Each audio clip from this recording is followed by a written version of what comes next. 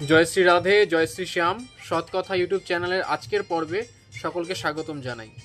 আজকের আলোচ্য বিষয় শেষ সময় কি সাবধানতা অবলম্বন করা উচিত। হ্যাঁ, আমাদের শেষ সময় অর্থাৎ মৃত্যু সময় যখন আগত হয়, যখন আমাদের মৃত্যু আমাদের একদম সম্মুখে উপস্থিত হয়, তখন আমাদের কি সাবধানতা অবলম্বন করা উচিত। এই প্রশ্নটি একটু অদ্ভুত মনে হতে পারে, কারণ এমন অনেক পরিস্থিতি, এমন অনেক সময় আমাদের সামনে উপস্থিত হয় যখন আমাদের মৃত্যু যে সামনে আগত, আমাদের সামনে যে মৃত্যু আগত তা আমরা বুঝতে পারি না।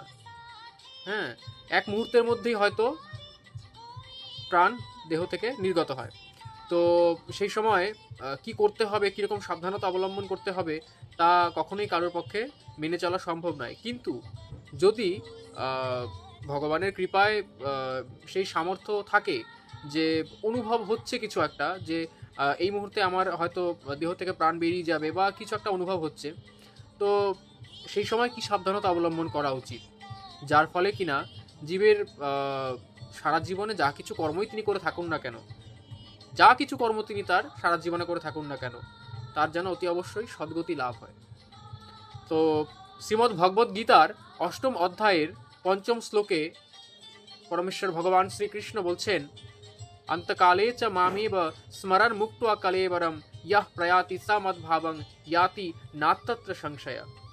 অর্থাৎ যিনি শেষ সময় মৃত্যুকালে আমাকে স্মরণ করতে করতে, আমাকে স্মরণ করে মৃত্যুর সময় দেহত্যাগ করেন, তিনি অবশ্যই আমার ভাবি প্রাপ্ত হন।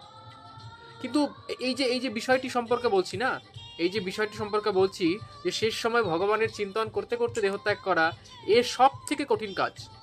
হ্যাঁ, সব থেকে বেশি কঠিন কাজ। কেন? কারণ সারা জীবন যদি আপনি ভোগে নিমগ্ন থাকেন, আপনার মন পার্থিব সুখ, জড়বস্তু ইত্যাদির মধ্যেই নিমগ্ন থাকে, আপনার মনে ভগবানের চরণ সেবার জন্য আকাঙ্ক্ষা, হা গৌর হা গোবিন্দ বলে আপনি যদি না ডাকেন, তাহলে শেষ সময় কখনোই সেই চিন্তা মনে উদয় হবে না যে প্রভু আমার হয়তো শেষ সময় আগত, এবার কি তোমার দর্শন লাভ হবে দয়াময়। এই চিন্তা মনে তখন উদয় হবে না। তো শেষ সময় আমাদের এই চেষ্টাই করা উচিত, এই সাবধানতাই অবলম্বন করা উচিত, যেন পরমেশ্বর ভগবানের নাম শ্রবণ করতে করতে, কীর্তন করতে করতে, অনেকের এমনটা হতে পারে তার বাক শক্তি সেই সময় চলে যায়, অনেকেরই হতে পারে তার বাক শক্তি সেই সময় চলে যায়, সেই সময় তার কথা বলার সামর্থ্য থাকে না। তো তার পরিবারের যে কজন সামনে উপস্থিত থাকবেন, প্রত্যেকেরই তখন উচিত তার সম্মুখে দাঁড়িয়ে ভগবানের নাম কীর্তন করা। তার কর্ণে যেন সেই সময় ভগবানের নাম অতি অবশ্যই প্রবেশ করে, তাদের এই বিষয়টা একটু দেখে নেওয়া উচিত। কারণ তিনি সেই সময় সামর্থ্যবান নন, তিনি সামর্থ্যবান নন হরে কৃষ্ণ কৃষ্ণ কৃষ্ণ হরে হরে, হরে রাম রাম রাম হরে হরে এই মহামন্ত্র উচ্চারণ করতে। তো তাই জন্যে যারা পরিবারবর্গের যারা রয়েছেন, তাদের অবশ্যই সেই সময় সচেষ্ট হতে হয় যে তার সম্মুখে সেই সময় যেন অতি অবশ্যই ভগবানের নাম কীর্তন করা হয়।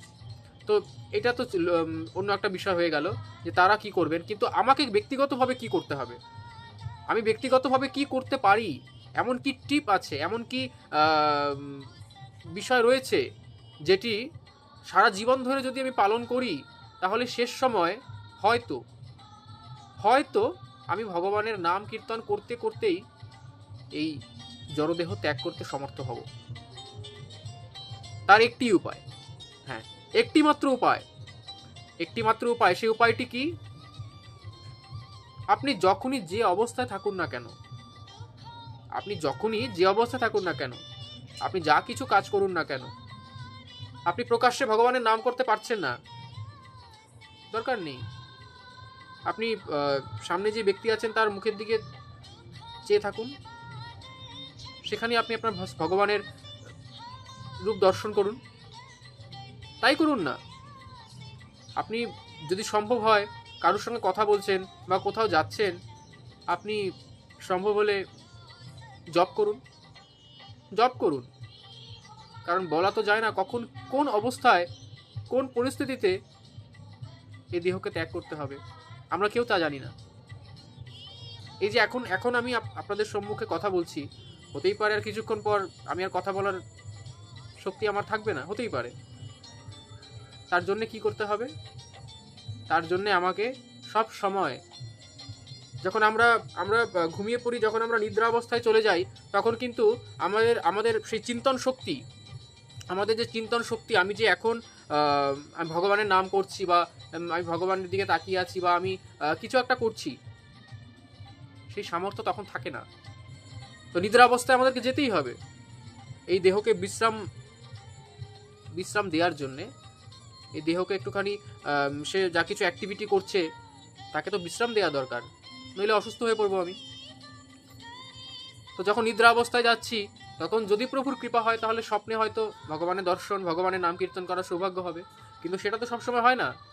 তাই যখন আমরা জাগরণে থাকবো, যখন জেগে থাকবো, তখন অতি অবশ্যই আমাদেরকে প্রতি মুহূর্তে যতটা সম্ভব ভগবানের নাম কীর্তন করতে হবে। মহাপ্রভু বলেছেন, যথাযোগ্য বিষয় ভুঞ্জ অনাসক্ত হইয়া। আপনি যখন যেই বিষয়ে প্রবেশ করছেন, যখন আপনি যা কিছু করছেন, আপনি খাবার খাচ্ছেন, আপনি ঘুরে বেড়াচ্ছেন, আপনি কথা বলছেন, আপনি কিছু একটা বই পড়ছেন, আপনি সিনেমা দেখছেন, সব কিছুর মধ্যে প্রতি মুহূর্তে আপনাকে ভগবানকে স্মরণ করতে হবে। তাহলে শেষ সময় গিয়ে হয়তো আপনার ভগবত চিন্তনের সুযোগ আসতে পারে, হয়তো, আমি বলছি না যে হয়তো আসবেই। এমনও হতে পারে অজামিলের মতো। দেখুন, অজামিলের যে বিষয়টি ছিল, অজামিলের প্রসঙ্গ নিশ্চয়ই আপনি জানেন। অজামিল একজন ব্রাহ্মণ সন্তান ছিলেন, কিন্তু কর্মবিপাকে তিনি একজন পতিতা রমণীকে বিবাহ করে তার যে কজন সন্তানাদি হয়েছিলেন, তার মধ্যে থেকে কনিষ্ঠতম যে পুত্র ছিল, তার নাম তিনি রেখেছিলেন নারায়ণ। তার সেই পুত্র মোহই তাকে উদ্ধার করেছিল, তাই নয় কি? তার সেই পুত্র মোহই তাকে উদ্ধার করেছিল। তিনি সর্বক্ষণ ডেকে বেড়াতেন, নারায়ণ নারায়ণ নারায়ণ। সবসময় তিনি নারায়ণের চিন্তায় বিভোর। কিন্তু ওই যে ভগবানের নাম, শেষ সময় যখন যমদূত এসেছে দেহ থেকে আত্মা নিয়ে যাওয়ার জন্যে, তখন তিনি ভয়ে ভীত সন্ত্রস্ত হয়ে তার পুত্রকেই ডাকছেন, ভগবানকে নয়। তিনি বলছেন, নারায়ণ কোথায় তুমি, নারায়ণ নারায়ণ।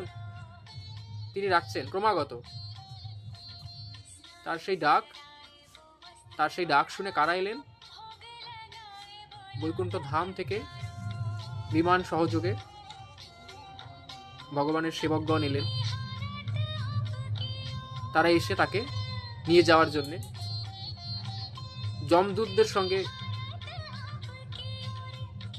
বার্তালাপ করে, সংঘর্ষ করে, যাই হোক, তাকে নিয়ে গেলেন বিষ্ণু লোকে, তার বৈকুণ্ঠ লোক প্রাপ্ত হলো। সেটি কেন? কারণ অন্তিম সময় তিনি শুধুমাত্র ভগবানের নাম উচ্চারণ করেছিলেন, ভগবানকে স্মরণ করে নয়, তার পুত্রকে স্মরণ করে, কিন্তু নামটি ছিল ভগবানের। তাই শেষ সময় অতি অবশ্যই ভগবানের নামই স্মরণ করতে হবে। অজামিলের মতো যদি আপনার এরকম হয় যে আপনার পুত্রের প্রতি মোহ, তাহলে আপনার যদি পুত্রের নাম সম্ভব হয় নারায়ণ রাখতে পারেন, তাহলে নারায়ণ নারায়ণ নারায়ণ ডেকে ডেকে আপনার উদ্ধার হবে। যেন তেন প্রকারেণ ভগবানকে স্মরণ করতে হবে। ভগবানকে স্মরণ না করলে কখনোই উদ্ধার সম্ভব নয়। তাই এটি একটি খুব প্লাস পয়েন্ট, একটি ইম্পর্টেন্ট বিষয়, যে সারা জীবন আমরা যেরকম আচরণ করব, আমরা যদি শেষ সময় ভগবানকে স্মরণ করতে পারি, ভগবানের চরণ স্মরণ করতে করতে দেহকে ত্যাগ করতে পারি, তাহলে অবশ্যই আমাদের ভগবত চরণ প্রাপ্তি হবে। আজকের আলোচনা এখানেই সমাপ্ত করছি। সকলে ভালো থাকুন, সুস্থ থাকুন। জয় জয় শ্রী রাধেশ্যাম।